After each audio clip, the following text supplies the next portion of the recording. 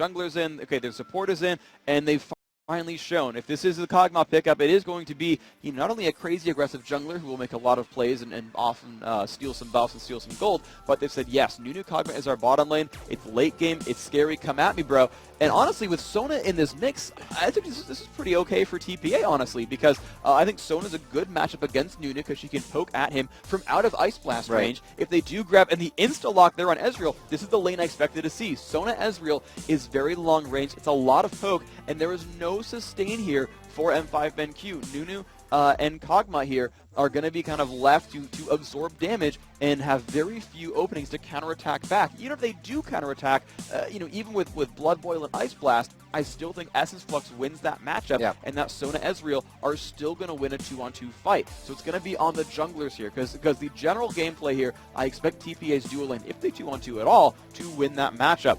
On the flip side, though, if one jungler does better than the other, you'll see that matchup flip. As far as an equal trade goes, I'd like that for TPA Assassins. And they've now, this looks very similar to a prior strategy where they run Anivia with Mundo together. There is a lot of area control here. Yeah, they're just looking to completely disperse that fight. Anivia's ultimate, great at disengaging and make a team split, and then you lock them down with that Mundo and Ezreal as well. You have the Sona for disengage or engage if they want, but like you said, that lane matchup could favor the bottom for TPA. You see that Genja waiting to pick here, as well as Gosu. They really only have that Nunu coming in for Gosu as well as Kow'Maw for Genja. So they're picking, obviously, for other champions on this. They're looking to counter somewhat here. They have a little bit of time left, and what they're looking at is really to be able to dodge and get back into a fight. The reinitiation after the cooldowns have been wasted, really. Dodging that crescendo, getting out of range of BB, as he's just been amazing in his positioning this entire matchup. It looks like they find safety in Yorick as well as Shyvana, which have been a really big mainstay since the first time we've seen Moscow 5 in offline play. Yeah, this makes a lot of really good openings here for M5 BenQ. They've got, once again, the Protect the Kow'Maw composition is coming through. They've grabbed Yorick to clone that and make him really, really powerful. TPA, again, actually running Nidalee as a counter lane here to Yorick. Really wanting to shut him down. Now, I don't think she made any really major plays on Darien early on. They did keep him locked up in his lane. Yeah, they kept him there. It kept getting him roaming because he had that triple kill in game 1 that really turned the game around. But I didn't really see Stanley doing anything all that different otherwise. He's going to be there split pushing and setting up a lot of moves for his team. But without that crazy Vayne scaling, without the crazy Orianna scaling, I don't know, it feels like a very different composition here where, I don't like TPA playing split push. I don't like TPA playing for the late game because they've got Nunu Kow'Maw with Gragas there to completely split up a team. If Mundo or Nidalee tries to dive in, Explosive Cast will shove back the back line. They will push Nidalee even farther into the group, and then she'll just get eviscerated right here by a blood-boiled Cog. And I don't think Mundo's got enough presence there to follow that up and make that a kill. M5, I think they've got all the champions they need to make this a really, really powerful Game 3. Now, as far as level 1 power is concerned, TPA is pretty strong. Ezreal, Anivia, Dr. Mundo, Sona, all these guys are great early on. But I think TPA's got to make something in the first 10 minutes or it's going to start really running away from them. I got to ask, Diamond Procs, amazing on Shyvana, and it's not a necessity, but what is your feeling about the lack of hard crowd control for that Shyvana jungle? It's not too bad overall, and he's actually not even bringing exhaust in, so he's not looking for all that much gank power. And when you look at really his lanes, you don't really need to gank for Cog Nunu. I mean, they have some gank presence, they have slows, they have damage, but you don't really care. Gragas doesn't need ganks, he can just escape. You never really want to gank for a Yorick because he doesn't contribute much to that gank either. They're looking at Diamond, I think, to just be hyper aggressive and deny jungle. And the problem is, though, he's against Dr. Mundo, who's going to be really good in the jungle and get the farm anyway. The Shyvana pick I don't love a whole lot. But you can at least use the Dragon's Descent to push back aggressors. They've got pushback from Gragas, pushback from Shyvana, and that might be all it's for. It's one of the junglers he's comfortable on. It's a fast clearer. She does a lot of damage overall, so if something does dive in, she can support that. I don't expect her to run in and try to kill Ezreal. I expect her to run in and kill not Shyvana, but to kill Nidalee, maybe try to kill Dr. Mundo, and kind of sit on the front line with Darien. And they'll just kind of all coalesce around Genja and have that nice little bubble there. And then it's fine. You don't need crowd control. You just need damage, and that's acceptable really overall, especially when you've got Ice Blast, Absolute Zero Explosive Cast, Body Slam, things like that to keep them in place. Then yeah, just sit in the front line, be there, and just let Kow'Maw kill everything. That's pretty reasonable. So I think that Diamond's going to kind of sit in the jungle a little bit more, farm more than you would normally see him on someone like Lee Sin or Xin Zhao, where he'll Another gank safe pretty game. frequently. Yeah, he's going to be a little bit safe. They're not looking for any crazy major moves early on because it burned them a little bit in the beginning where they tried to stop the counter jungle. So I think it's a more reserved game from M5. And it's just like Genja just have a safe lane. I might even see M5 go for a lane swap just to give Genja free farm and to let him get to that late game. Yeah, TPA was really focused just on how to hold and start the aggression in the game. We saw the turret at 22 minutes. That's quite a late turret. They were allowing Moscow 5 to grab Dragon. We'll see if it happens again. It really didn't affect the game that much for him. Jumping into the match now, we all ready to get underway with your last matchup, do or die for both teams as we come into the semifinal match. Moscow 5 BenQ versus Taipei Assassins. One team is going home and one team is going on to the World Finals. Yeah, these teams are guaranteed $150,000 for being one of the 4 best teams in the world. By all rights, the 4 best teams in the world. You're seeing them in front of you today. After this match, we've got another semifinal as Counterlogic Gaming Europe does take on Azubu Frost for the other final slot. Yeah, the remake of the OGN Champions Summer League. But here you've got the Game 3 for the best teams in the world. One of these guys is going into the finals. You know, we've heard a lot of the audience call M5 BenQ a heavy favorite. Reginald favored M5 BenQ as a heavy favorite, but a lot of these other players, Hotshot and I think Wicket as well, saying that TPA had the advantage here. And TPA once again playing aggressively. Pressure and poke start off this invasion. They did get a little bit of damage onto Alex. He is going to not exactly use that to advantage, but have to stay in the back for this fight. He's really going to be able to only throw barrels out, maybe get his ignite off if the fight were to happen. But I'm talking about something that won't. These guys are headed down a little bit here. It looks like they're going to try to flash Frost over that bush and grab somebody if they can. They found Gosu. He is forced to flash out, which then gives them the aggression they would love to have in that bottom lane freak. It's going to make it very good for them. Diamond trying to clear out his jungle, knowing that they could be close. They have the ward down, and he says, I just figured they took it already. And this is actually really smart. TPA already planned to go for red from minute 1. If you look at the top river, they already warded where Shyvana's running by right now, looking for the lizard buff invade. So they know that's happening there as a counterattack right now. And so Lil Boss with the lizard buff knows that there was one coming by, and he's going to go for the steal himself. And the thing is, though, TPA is not actually not really ready to stop that. So despite all their early move, that lizard buff is really just going to trade hands no matter what. This is just the mechanics of knowing something is going to work and that you're safe doing it. Genja in lane by himself. Here comes from the poke from Mistake. Once they hit level 2, he's going to be able to heal that back, but they're going very aggressive here. Not even worried about Gosu, but Gosu body blocks a Mystic shot, keeping Genja in this fight. They look for the kill, but the flash is forced. And the thing is, though, Genja, his summoner heal is still available, but the ignite's already been burned from BB. They did not have the damage to pick up Genja. So this matchup actually really good for M5. Now, Ghost Pepper's low on health. He doesn't have any potions left. He will take some harass, and that's going to be on Mistake. He's got a ward in that brush. He's got that ward there because, again, he wants to poke in that brush. He doesn't want to let Ghost Pepper sit somewhere safe and immune to counterattack, so they want to go for some pressure here, and you'll see Mistake come in. There's the nice pressure. You know, lower the counterattack damage and just walk into the brush safe and sound.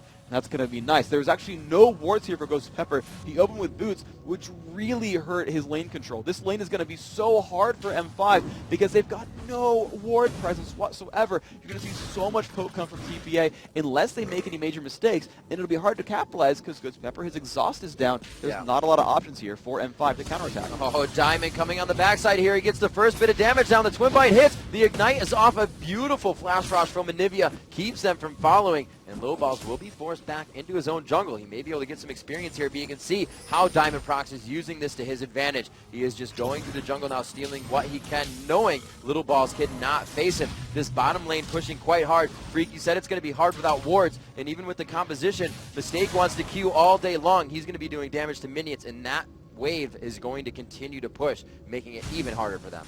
Yeah, the one good thing here for Taipei Assassins is that Mistake has that Fairy Charm early on, so he's going to keep healing on Sona. I mean, look at M5's health bars. They're so empty right now. Kow'Maw is out of potions. Nunu out of potions. There's no sustain there. Genja not having a good time of this one. He's got that 3 lifesteal from Masteries, and the Summoner heal if he gets into a pinch. Now, hopefully TPA remembers that's still up, or otherwise they're going to get baited into a bad fight. But other than that, there's not a lot of recourse here. M5 going to keep taking harass. Maybe they lose their turret, but, you know, ultimately it just makes it a really, really scary situation for Genja. You know, Freak, I really like Sona as a matchup to Nunu. The heals usually just negate the Flash Frost, and to the point where you gain an advantage in the lane. You can carry it off of that as well as the poke. Little Ball's coming in mid here. Alex taking a cleaver, but he realizes that, you know, it's kind of just aggressiveness in mid. Back off from this. They do still have Little Balls around that area, and we have seen that Mundo gank come in quite hard. Is actually going for his Wraith. Stanley pushing top, keeping Darien down at low mana, but keeping him in that lane as well. Stanley is trying to keep him farming these minions at the turret, but he just wants to keep pushing them in as well, denying that experience as much as possible. You can see Darien trying to just throw his mana out to get minions in his favor. 27-27, he's keeping it actually quite even. There's really no lead in any lane, and as I say that, I look down, it's going to be BB with 34 CS to Genja's 18. And that is a huge lead. That is, again, that bottom lane being so incredibly amazing, but this top lane is super safe as well. Of course, we just pan away from that, but Stanley knows that there is no exhaust on the opposing jungler. The Lizard buff is timed out by now. He doesn't even need wards. You know, Darien can't follow up. He's out of mana, so he can't slow. Shyvana, again, has no crowd control as well. This Nidalee is super, super safe. Still has all 3 health potions. There was no reason for Nidalee to leave until that 7.5 minute mark when Lizard buff comes back out. You know, Darien finally recalled back and got some mana, but even still, there's not a lot of options here for M5 to stop Stanley. He will happily stay in this lane and happily keep pressuring. There is no way to stop him in this top lane. Both junglers feeling comfortable in the opposing enemy's jungle. We can see Mundo going down bottom as Diamond Proc smites away the big Wraith. He will be coming from behind. There is no ward here, and it looks like he will take a bit of damage. Goes for Gosu, though, and they're playing in a safe position. No real damage taken there. Alex pushing his lane into Anivia. Not exactly the best last hitter at the turret, but they are both level 6, so she's going to be able to clean up quite easily. His Toys more than happy to just auto-attack a siege there under his turret. 7 minutes into the game, no turrets, no kills. First blood still to come out. Somebody to get that gold lead. It is 7.5 thousand gold even right now. And they are just absolutely splitting this gold. The one thing that's going well for M5 BenQ is that their bottom lane is able to clear up the minion wave and then run to their jungle and pick up the double golems down there. They've done that at least once now. That helps them keep up in gold. It's about 65 gold every time you clear that wave out, and that does, you know, scale up throughout the game. But it's the one thing that's going to keep Genja in this game, because this lane's still a bit of a mismatch, still very difficult for him. See Mundo again. You see Hotshot building those Doran shields onto Mundo when he plays them as well. Little Ball's taking the same into consideration with that health regen as well as a little bit of armor and health. So we'll see him trying to really utilize that to get himself out in lane to be more aggressive. He's going to soak up some experience here in mid as Alex goes back. Very well timed on the minion wave, crushing into the turret in middle. Aggression here up atop. Stanley just trying to throw down. You can see the damage trade completely in his favor this time. It's a different game. Darien did not have that swap lane to farm against, and that just the one player. So it's going to be a little bit different for him this game. We can see him falling behind. There's a really good piece of teamwork coming on, though, from M5 BenQ, is that Diamond now at 7 minutes has picked up an Oracle's Elixir. What this means is he's about to hit level 6 and have his ultimate so he can initiate for fights, and he's got Lizard buff again for the next 2 minutes as well. And Alex Ish in that mid lane, who loves to roam and is on Gragas, has now surpassed level 6 as well. There is a ton of roam opportunity for M5 BenQ, and when you want to roam and pick up kills, you want to sweep out wards with that Oracle's Elixir. So you're going to see Diamond run around the map, sweep out those side lanes, and suddenly M5 is going to run in for fights very, very soon. In the next 2 minutes, expect a lot of ganks. Darien forced again under his turret. The attacks come out from Stanley. The hits go down. The damage trade about equal there. You can see Stanley probably trying to rethink doing that once again with the turret shot. Darien playing each instance that he can to get that damage back. A little bit of a gold lead here going in favor of TPA, but they tick together, keeping about 100 gold difference. Toys picking up that blue buff. It is now up for Alex Ich, and he is forcing one more wave again into the turret here for Toys. Mundo at the top of his jungle. Little Balls in his build. Still really hasn't bought too much for himself. He's only 8 CS behind, 8 minions rather, behind Diamond Procs.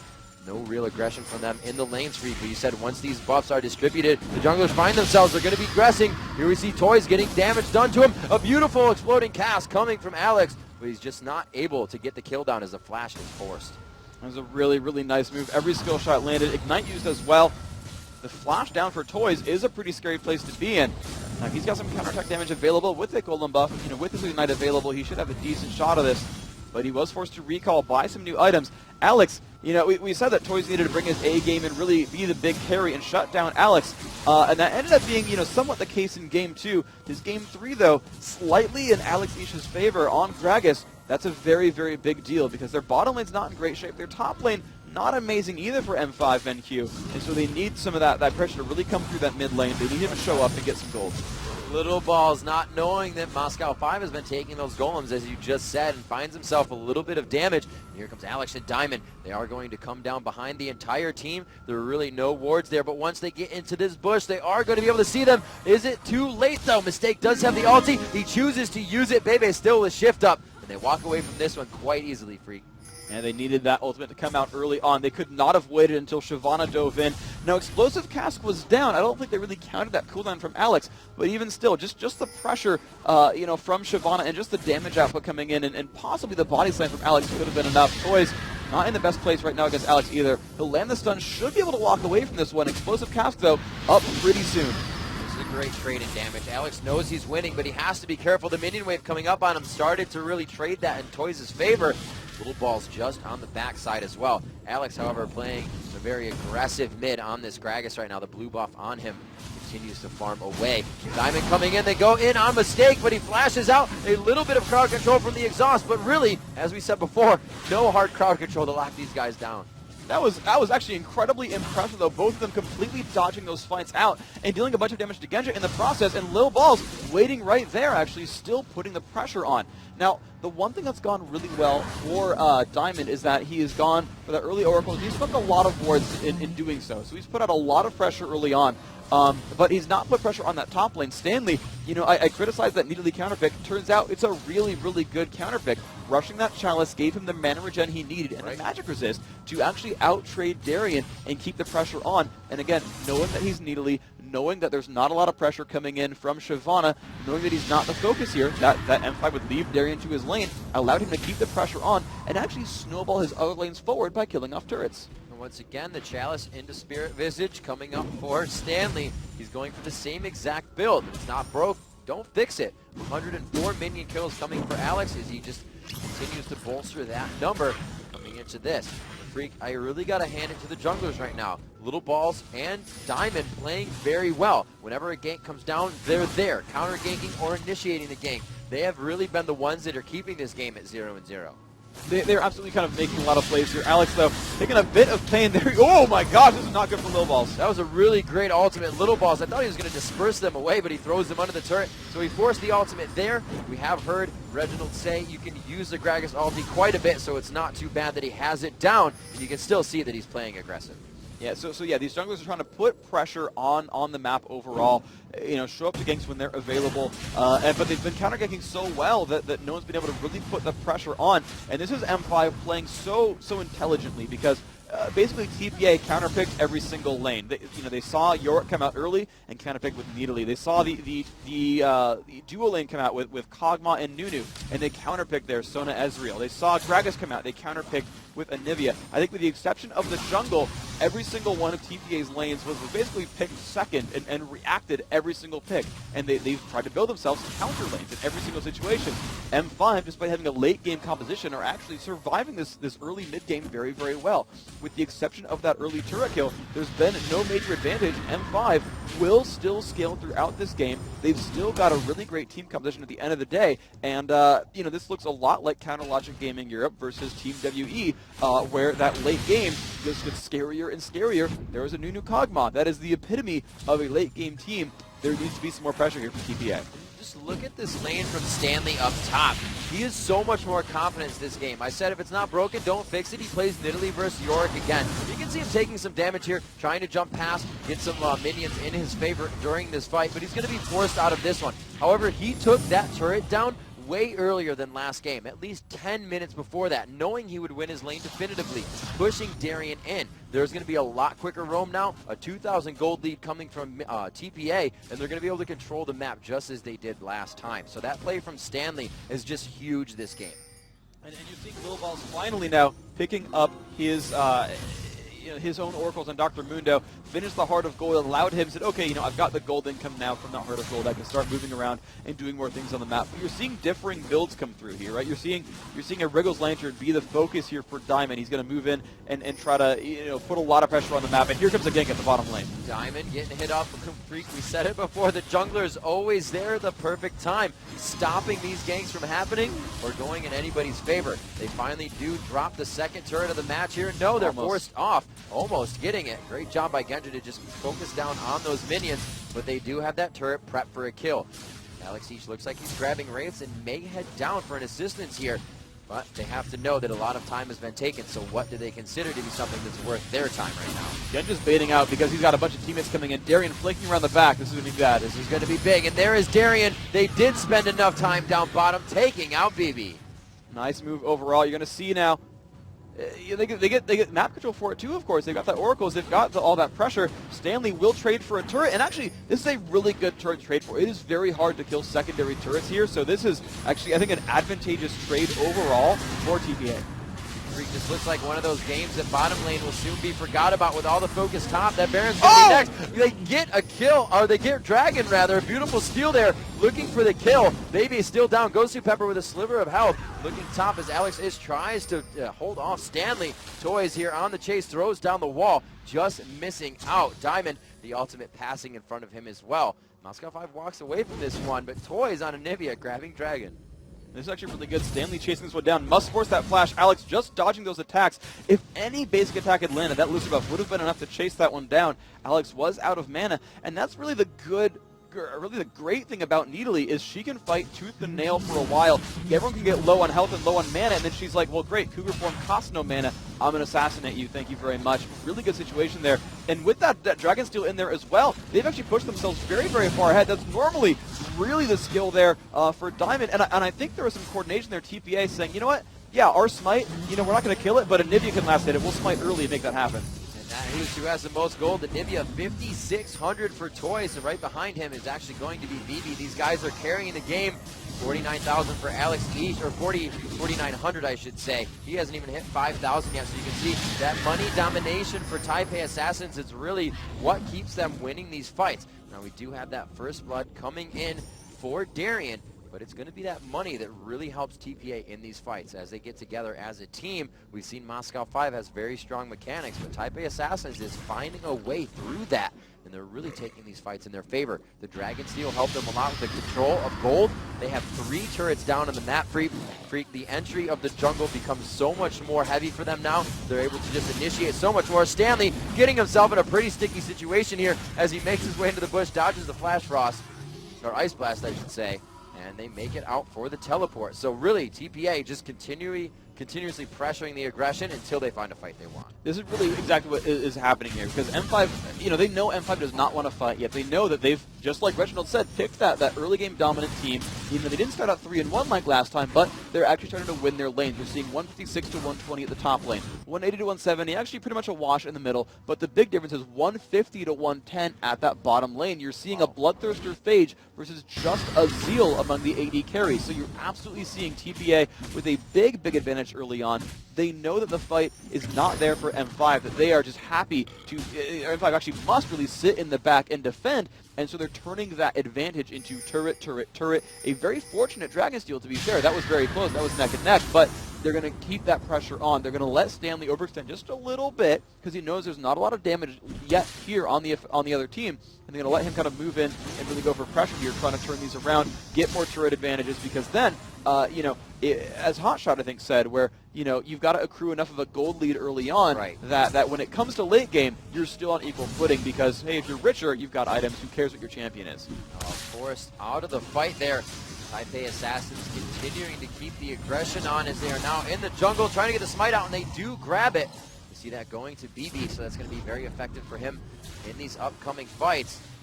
TPA Assassins, up until this point, it went a lot faster than last game. Oh, Genji getting aggressed on here, down in the bottom. It does not look like he's in a happy place, and it looks like the ultimate will be able to wipe him out. He will not be in position for Cathian's surprise. A little bit on mistake. More than happy to take it as they wipe out that wave as well, trying to stop the damage on the turret. You can see Toys clearing the experience as they just continue to deny And this is really what we saw TPA Assassins. I was just about to say they're not doing this as fast as they did last game. We got to this point where they took down the turrets, and then we've extremely slowed down. This is when we saw Vayne running around, taking down turrets one after the other. TPA Assassins rolling back into the flow of things here. They're going to micro the damage from the turret in and out, and they're going to be able to take this one down as the minions finally come in. They have such control over the map, and even for this to happen, a great job mentally knowing that the rest of M5 was really hurt or backing. There's not even a chance for Baron. They have all the time to walk around. And this is really, TPA playing this, and I'm surprised actually, they played it as a split push, but it's actually working out because they accrued that early game lead. I said, my first guess was that I'm worried about playing split push because they're going to be able to, scale on you late game. But with all the lanes winning, that split push is allowing them to actually put a lot of pressure on different lanes, because the difficulty for them is that they're facing against Kow'Maw, who's got area of effect, and against Gragas, who's got amazing area of effect damage. M5 is really good at sweeping out minion waves. And so what TPA Assassins is doing is putting pressure on so many places on the map that M5 can't stop them all. In fact, they're not stopping them anywhere. The bottom lane second turret went down. The top lane second turret went down. There's now a 5,000 gold lead. Despite splitting, champion kills equally 1-to-1, they're up 5 turrets to 1. They stole the dragon. They're winning in minions because they're lane mismatches, and they're continuing to keep the pressure on. They're still up 50 gold, 40 minions top lane, 50 minions bottom lane, a negligible amount in that mid lane, which is fine. That's not, really the emphasis there. Anivia is there to put a lot of pressure and stop pushes. If you look at M5 trying to engage on, Crystallized Wall will stop them in their tracks and prevent the rest of the team from following in. If Diamond does dive in with Shyvana, Crystallized will stop anyone else from following up. So Moscow 5 stopping the amount of deaths this time. By last game, it was about 6-1 in favor of TPA Assassins coming from the blue side. And right now, with the dragons and everything in their favor, they actually have 5,000 gold lead because of the turrets. They went a lot more for objectives this game instead of those early kills, and they're really controlling this matchup. Trying to throw out some damage there. They're just trying to push Gosu out of lane. They cannot, Moscow 5 cannot allow TPA to continue winning those small damage streaks. And this is a TPA, actually. Now that I think about it, I didn't think about this in Champion Select, but everyone on that team has poke. Sona, not the longest range overall, but you've got Nidalee, you've got Dr. Mooney, you've got Anivia, you've got Ezreal. All of them can deal damage 1,000 range away on the opposition. And as soon as M5 picked up that Nunu first pick, they knew there is no healer on this roster. Not a single person, except for Yorick, and a little bit of Gragas as well, can really replenish their health bars easily. And oh, look at that, we're Crystallized blocking out Darian, forcing him to flash away, and that is a loss right there. See, he's still trying to focus. He is not happy about what happened in that situation. They pushed him out of the fight. Ultimates used on both sides. Looks like they're forced out of this one. The teleport coming in from Nidalee, but it is stopped as well. So he's going to stay bottom lane and harass Genja. So Stanley now versus Genja in that bottom lane as the rest of his team begins to push here. He's going to be able to get some good damage. No, he hit actually Genja with something there. Took a little turret dagger, was forced to walk back. But if his team can keep them up top, no, they can't. They've allowed him towards the bottom. Stanley now forced to fend for himself, flashing over the wall. If he can hit that bush, he's pretty much out of here and gone. His team will be able to help him. And we can see the pressure he's able to push. Just Stanley is dictating where Moscow 5 needs to be. And look at Toys' build. It's really interesting. He rushed the Fiend's Unholy Grail, but then immediately jumped onto Banshee's Veil, knowing that TPA's strength, again, is a long-range poke team. Now that they've sieged a lot of turrets, now that they've built themselves a 5,000 gold lead, this actually looks a lot like a Zubu Frost versus TSM Game 1, where their team is so long-range, and M5 has to have a really kind of unfortunate engagement, a very difficult engagement to push themselves in. And the best way to do that is explosive cast, pushing Toys out of position, and just making an omelet out of Anivia. By getting that Banshee's Veil, there's no easy way, as long as he's able to dodge abilities, there's no easy way for them to actually, get her out of position. The explosive cast will get blocked by Banshees. If he's watchful, he can dodge the artillery shots from Kow'Maw and never get that Banshee's pop. There's no really other way for them to easily break that Banshees. And so if Toys is on his A game, he's watchful and making sure he's paying attention, he should never get chunked out and never get out of position, and he will continue to be that crazy long-range threat that doesn't allow anything to happen to his teammates.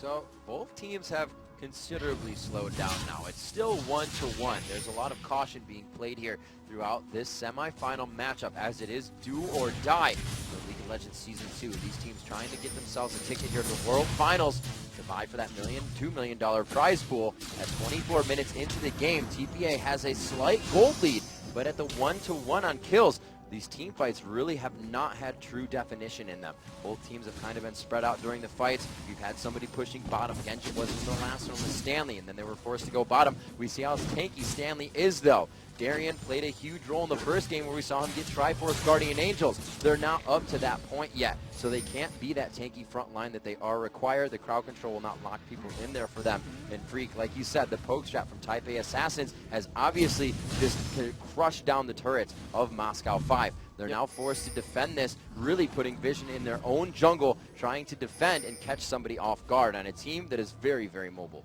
And what TPA is going for now is they realize that these turrets are much harder to kill. It's very difficult to go for an inhibitor turret.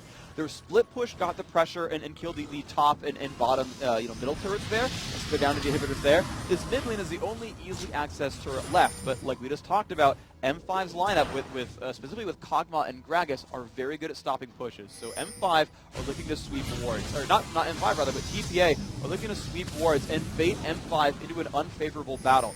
The entire area from blue team into Baron is just filled with amazing places for Anivia walls. If you go from the Golem area, there's just like a really tiny choke point, and even level 1 Crystallize would block out. If you go from the other entrance near the brush, again, Crystallize will block that out as well without much effort. If you ever see TPA go for a Baron attempt, expect to see Toys in one of these brushes. Once he gets Golem buff, expect to see him in one of those brushes near that Baron pit, but not actually fighting Baron too much himself, ready to crystallize and block off M5 when they go in. Now, he might block off all 5 if they think they can kill Baron in time. They just simply pick up the kill, or they'll wait for someone to cross, wall off the rest of the team, and then jump in onto that teammate. Now, the problem is, if they wall off one person, like Diamond or Darian, Darian's 5 is about to come up. Diamond, of course, is Shyvana, can ult back over or flash back over. Alex can body slam or flash. And again, everyone at M5 has flash. So I would not expect TPA to try to wall off one member, go for a kill, because it means, they'll have to turn around, Baron will get some health back, they'll just flash back over, Crystallize will be on cooldown, and then M5 can go back into the fight. So what they want to do is finally clear out enough wards that M5 has to guess when they go for Baron. And when they guess, they need to get to the point where they see someone in the bottom lane, like Genji's trying to farm at the bottom, or Stanley split pushes, forces Genji to defend, and then teleports to his team. Once they've blinded all the ward vision, and once they've done that with their Oracle sweeps and started out Baron, they can deal a whole bunch of damage, they can pick that out, and just crush it down really fast, and Mundo, Nidalee, and Ezreal are really good at that. And then they can kind of go together, wall off the engagement, pick up Baron, and then siege again from there. With Baron buff, it's very easy to siege. As they are going for it, I feel that some of Moscow 5's points of victory are now being nullified as everybody on TPA is acting as the carry.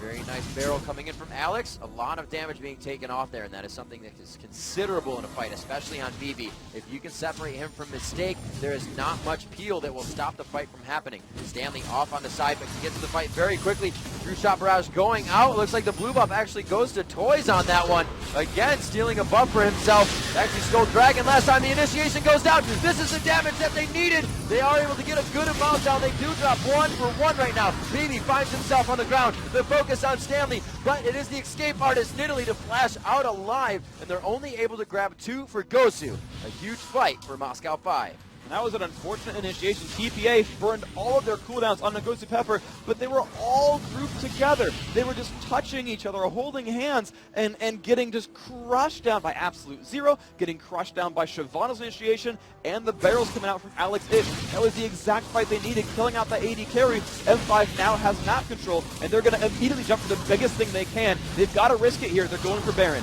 They put Genji in the right spot. If they did not have him for this, they would not be attempting Baron. But good pressure now coming in from Stanley. They have Anivia on the right side, and that just spells too much burst damage for them. They back off. And that's just so unfortunate. And that and part of that is TPA putting so much pressure on the map that look at the top wave. The top wave is so shoved down. M5 could not counterattack and go for like a top lane turret. Dragon was dead. That bottom lane maybe had enough pressure to push for that, but the problem is they can't go bottom lane because it enables Baron to TPA. So TPA, because of how much pressure they put throughout this map, they've only allowed Baron as like the only counterattack option for M5. As long as that top lane is pushed down, M5 can win fights for days and never capitalize with any kind of major objective. And that means that a team fight is only worth 450 gold per champion. It's not worth more than that. And that actually allows TPA to kind of hold on to this gold lead longer, even if they misstep.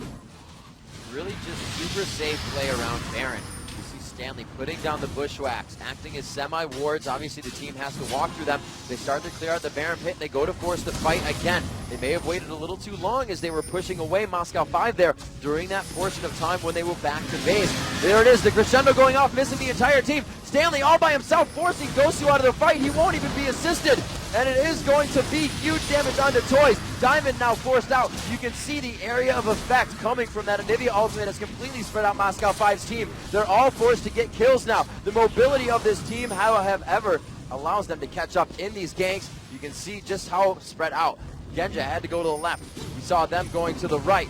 Gosu Pepper did go down in that fight as Stanley just had his way with them freaks. TPA dictated that fight from the second one. And a lot of that was really the Harrier Stanley on Nidalee completely splitting up that roster, and it looked so much like that prior fight where TPA got jumped on, and it was just like, oh, this is scary. Toys got jumped. Oh my gosh, everyone's just like, gonna lose their cooldowns and get dropped out. Mistaken fully whipped crescendo. But the thing is, Genja was never there to follow up for that fight. The last one where M5 went up 2-1 in the battle is because Genja got to keep putting on damage, on top of the ultimates going off, on top of everyone else dealing a whole bunch of damage. That was not the case this time around. That was Nidalee pulling so much aggression, and by going Trinity Force here, playing a bit of a different role here, actually being offensive based, he is able to jump onto Genja and really, really ruin his day. Genja must respond to Stanley's moves, and with Stanley being level 18, with Stanley, 3-level advantage there, that really allows him to jump onto Genja and force a response. So Genja cannot hit targets he wants, he cannot push down on the rest of TPA, and Stanley being so amazingly strong, a lot of magic resist, now going for a Guardian Angel on top of that. There's no easy reaction to Nidalee here.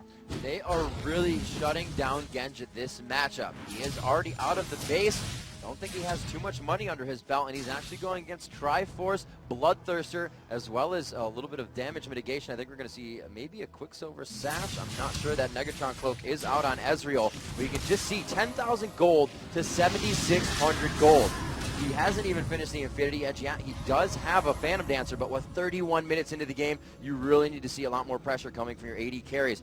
Huge props to Taipei Assassins for shutting down that champion. And once again, they're just going to put the pressure onto Baron. They're going to be ready to toss those crystallized out. There's Toys waiting in that brush. Gets the wall off on a Darian, and his flash is up, though he should be safe. He's just tanking and baiting time. This is the damage he needs. He does so as out the crescendo Gosu. They put a ward over the wall so they can see better in this fight. The entire team is making it there. Darian gets himself out of life. Two-shot barrage going through them. Not enough damage to take him down. A beautiful void ooze from Genja, but the flash wall from Toys. The initiation is still on, and they're forced to back out of this one as they just did not want to walk through the choke of that wolf. Now, once again, that is Darian playing his role so effectively, saying, yes, focus me, stop hitting Baron, just fight me, I dare you. Pop his Guardian Angel, but that's fine. He gets to go back to base, buy items, and once again, TPA's attempt at killing Baron is stopped again. Now, they've lost a Guardian Angel for it. That is relevant, but the longer that M5 can buy time, once Genja gets that Infinity Edge, you've seen their team fights be so good that it's just, can Genja actually deal damage? If he can, you'll see these team fights go M5's way. Really needs that item. Once he hits it, probably about 35 minutes, Genja will become a time bomb for his team, and it needs to be protected. They are going back towards that Baron area. They could have the upper hand here. It's quite low mana for TPA. I'd be very surprised if they try to start this fight. 3-4 is the kill score as it just continues to creep up. TPA with a bit of a lead there.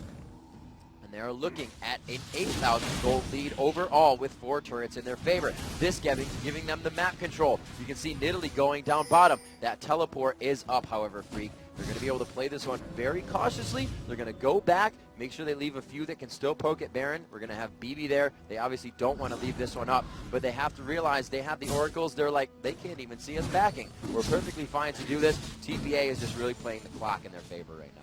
Yeah, but again, that clock is still risky because Genja will continue to scale. Now, finally, you're going to see a death cap come in soon from Toys. That'll be a big damage shift. There it is, picked up there. That's a very, very, very, very important buy, but there we go. Stanley getting his Guardian Angel on top of that. Now it's going to be even harder for Genji to survive this. He's got enough armor, honestly, that even Infinity Edge Phantom Dancer, not all that difficult to deal with. Lil Balls, again, preparing for the Baron attempt, running through, sweeping wards, putting another one down, and once more starting out this attempt. Eevee, though, burning his Arcane Ship for this, a little bit of a risky proposition. See what they do have. That True Shot Barrage is down. We have a few flashes down for TPA, but most of their summoner spells are up. I'd say 90%. All of them except for Ignite Flash for Darien. These teams are definitely ready to dance out this Baron right now. They are in the best possible sorts of their summoner spells and abilities. However, the items in favor of TPA.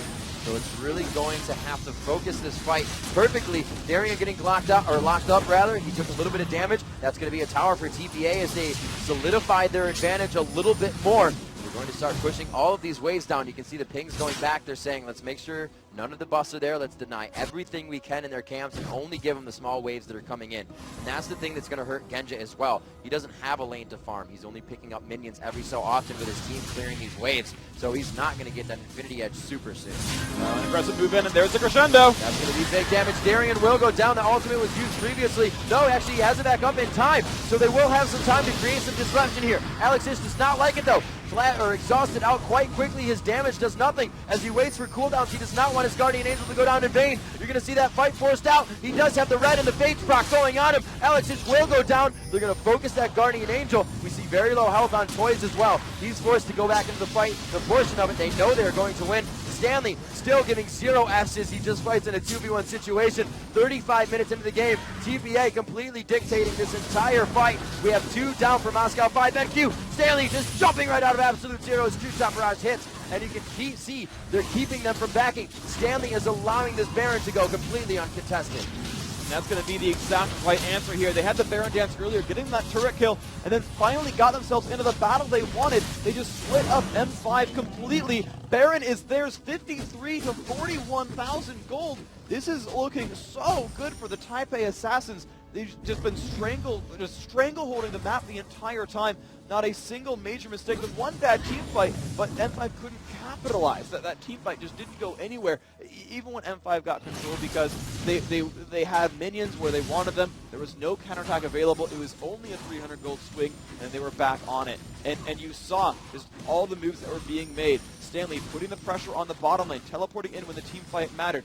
TPA constantly forcing M5 off of their turret, make them lose minion waves on their own turrets, and making them run in to stop Baron, walling and burning flashes, walling and making Darien lose a Guardian Angel, just accruing small advantages after small advantages. And as long as they keep doing them with enough frequency, they come back in before the Guardian Angels back up. They come back in before flashes back up. They do that enough, and they pick up some kills. Forcing a flash out of Stanley. He does have flash and teleport down now. Not exactly the window we've been speaking of for teams really to fight in.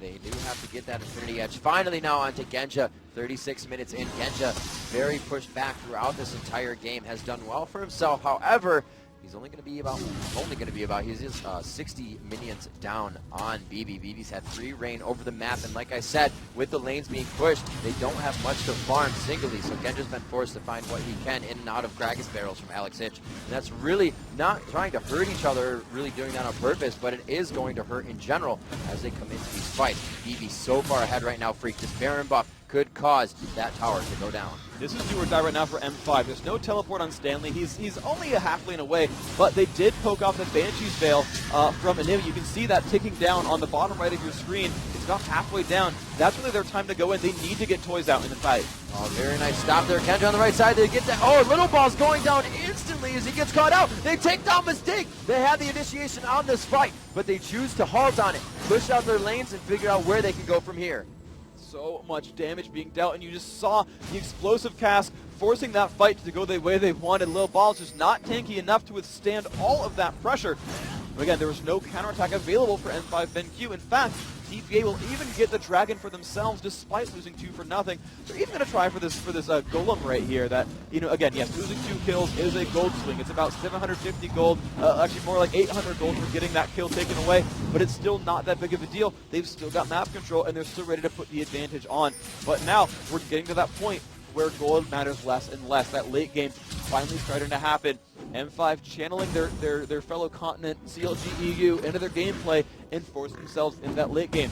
Nunu Kow'Maw will be incredibly difficult to deal with at the end of this game. So right now, what I think is that a Frozen Heart needs to come out, I think, from Nidalee here. She needs to put that on and slow down the attack speed of that opposition, because Kow'Maw's now really scary, Shyvana's now really scary, and even Yorick's going to be a bit difficult. He's got that Trinity Force, he's got some decent damage output, but it's mostly to survive Kow'Maw. Again, these team comps are about bashing their skulls into each other in the front line, and they've got to withstand the damage from Genji's Kow'Maw here. We saw how much pressure Gosu was getting in the early part of the game. He really just went for an item that's going to facilitate Kow'Maw 100%, as well as Diamond procs, but really Stark's, or that Zeke's Herald rather, the lifesteal as well as attack speed, just buffing up, and it's really going to be going to Kow'Maw. You'll see them really sticking together. Gosu has been forced out of the fight, and Stanley's been doing a great job at that. He can only blood boil once. It lasts quite a long time, but that aura from Zeke's is not going to be assisting the team. So we'll see if Stanley goes ahead, focuses Gosu one more time in the fight. They're also missing out a few times now. I think the last time we saw Gosu use Absolute Zero in a fight was in bottom lane. It's been quite a while overall, and that's really significant that that Absolute Zero is going to be a huge deal, because there's actually very few interrupts for it. Now, it won't hit all that hard. He's only level 12, and there is a front line to deal with, and BB and Toys, if they play it right, shouldn't be hit by that damage whatsoever. But the thing is, it's still a significant amount of crowd control, and it really will mess with the front line, not allowing them to kite, and it really just lets Genji melt that front line more. That's what this is all about. It's just, again, bashing your skulls into the skulls of your opponents, and just saying who's got more gold, who does more damage. And so the M5 front line is there to just lock up the TPA front line and say, Genji, look, you've been cloned, you've got Blood Boil, hope you got some items, man. I add Last Whisper and Phantom Dancer all in here now. He's hit that late game point. It's now the Kow'Maw show. TPA needs an answer. It is kind of crazy how that takes such an effective turn here. He is going to be outputting probably more damage than Ezreal. The 4 or 5 shot Kow'Maw kills could be coming out now, especially with that Blood Boil on. He's going to be able to drop somebody and be out of the fight and play even safer Kow'Maw than usual. Alex is trying to push this lane out. Stanley continuously staying top lane. You can see him communicating with his team on the screen at the bottom as they just kind of chat this one out and figure out how they're going to continuously push this lane. With that Baron down, you can see Little Balls can focus down bottom. They don't really have to worry about too many objectives. And you see a good aggress onto Stanley. He's pushed out of the fight though. That blue buff helping Alex to get that ultimate back in just under 60 seconds. It's actually on a 40-second cooldown just about now. And we'll see, it is rank 3. Everybody's just about level 18 except for the junglers and supports. Diamond knows they are going through his jungle. This would not be the engage that Moscow 5 is looking for. No, they're just going to keep stealing these buffs. And again, this is TPA knowing that they have map control. And in a general fight, especially in the jungle, TPA is happy to just fight like, oh my gosh, Genji, there's a crescendo. He's going to get almost taken down. Oh, he does live though. However, Yorick ulti coming in. It looks like he wants to get back into this fight, but the Bio Arcane Barrage not even hitting anybody. He throws out one auto attack that entire fight. Very unfortunate. He did take a lot of damage, Freak. Two blinking emblems right now for Moscow 5 as this tower is being pushed. We do see Alex coming down to help his team, but Stanley is by himself up top, pushing that turret. This is not looking good for Moscow 5. The ultimate onto Little Balls. They are going to drop Alex. The Guardian Angel triggering his Diamond. Dragon's descent into the middle of the fight to blow cooldowns for his team. Toys, so much damage going down to him, and they are able to back this one out as he comes up from Rebirth. BB focusing onto the inhibitor. It looks like they drop it. Stanley doing so much work up top, going to drop his own inhibitor as well. 2 go down at the 42-minute mark, and TPA looks to just hang out in Moscow 5's base. Right now a 3-on-4, but they're getting pushed out. Oh my gosh, the counterattack goes to Pepper and goes down. They've now got a 4-on-2 on the map, and Baron's got to be soon. It's in 10 seconds. That is the most fortunately timed fight ever for TPA, because they're going to have complete Baron control. There's no way this gets stolen away, and that was just a perfect setup. They dealt so much damage at the start that they forced Genji out, and as soon as Genji had to go heal, you knew TPA had map control. They could simply just push their faces onto that bottom turret, and they would have the damage to kill it out. And you saw them be a little bit pensive, and finally say, no, Genji's out of the fight. It's okay, guys. He's out. Let's go. Let's pick this one up. Even Mundo will respawn in time to allow Baron buffs to go to everybody. Little Balls so tanky now, and you look at his build. I like this build. He's got double Negatron Cloak on top of that Warmogs, because he knows that with a Randuin's and a Warmogs, the highest source of damage is actually Genji's W-Pads. It's actually the Bio Arcane Barrage, so he's adding magic resist to mitigate that. There is going to be so hard for Mundo to drop down here. He's going to be incredibly tanky. You won't see Mundo die again, most likely, unless he gets way too aggressive. lot of the team as well went for those Ninja Tabi boots.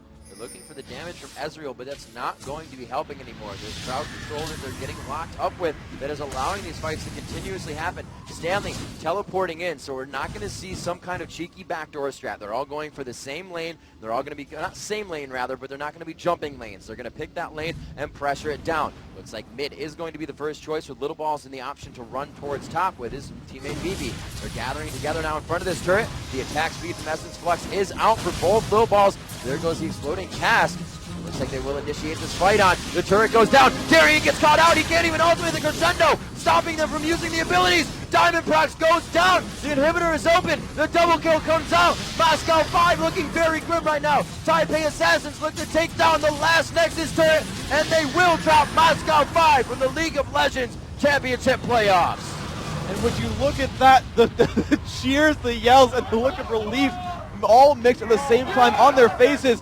TPA Assassins are the first team to make it to the World Finals. And online in a major tournament, the first to take out Moscow 5. They're, well, yeah, as far as internationally goes, they are the first